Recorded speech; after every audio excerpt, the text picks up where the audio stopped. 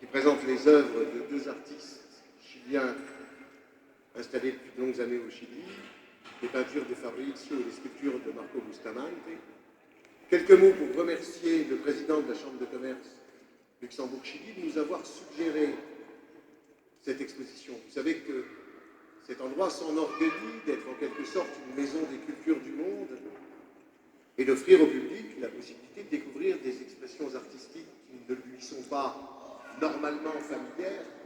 Mais en l'occurrence, il y a une dimension supplémentaire, c'est que ces deux artistes représentent assez ce que sous-tend une très belle phrase qui est sur le mur du lycée Adil Maïrich et qui dit qu'il faut avoir des racines et des ailes.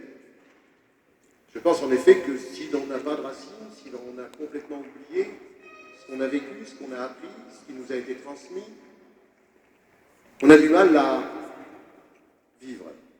Si en revanche, on reste attaché, accroché, emprisonné à ses seules origines, on a du mal à voyager, à échanger, à partager, à découvrir.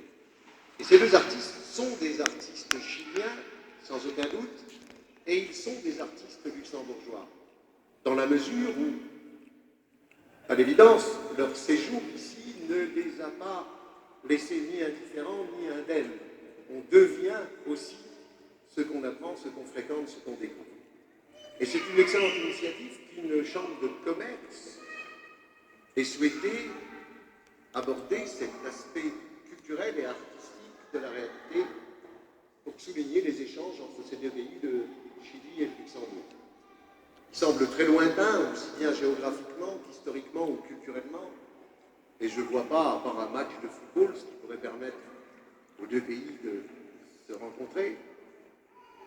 En revanche, et en réalité, il existe de nombreux échanges. Il existe aujourd'hui ces échanges commerciaux, économiques. Il existe des échanges culturels, artistiques. Les deux artistes dont je viens de parler en sont l'exemple.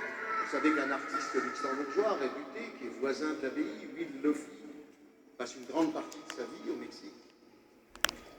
Et puis on ne peut pas s'empêcher de penser à l'attitude du Grand-Duché de Luxembourg, de ses autorités et de sa population, après la tragédie de 1973 et les portes largement ouvertes du Grand-Duché aux réfugiés chiliens, notamment sous l'impulsion de quelqu'un qui a donné son nom à une salle de spectacle, Robert Kitt.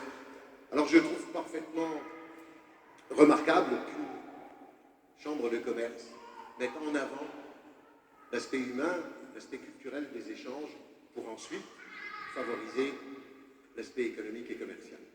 Je finirai en remerciant André Mergenthaler de prêter une fois de plus son talent et son sens de l'improvisation, non seulement à un événement de l'abbaye et de la Chambre de commerce Luxembourg-Chili, mais en plus de réussir dans une acoustique tellement particulière de notre agora à la domestiquer et à la mettre au profit de son violoncelle. Un dernier mot, je ne voudrais pas oublier, mais je pense que M. Michaud en parlera.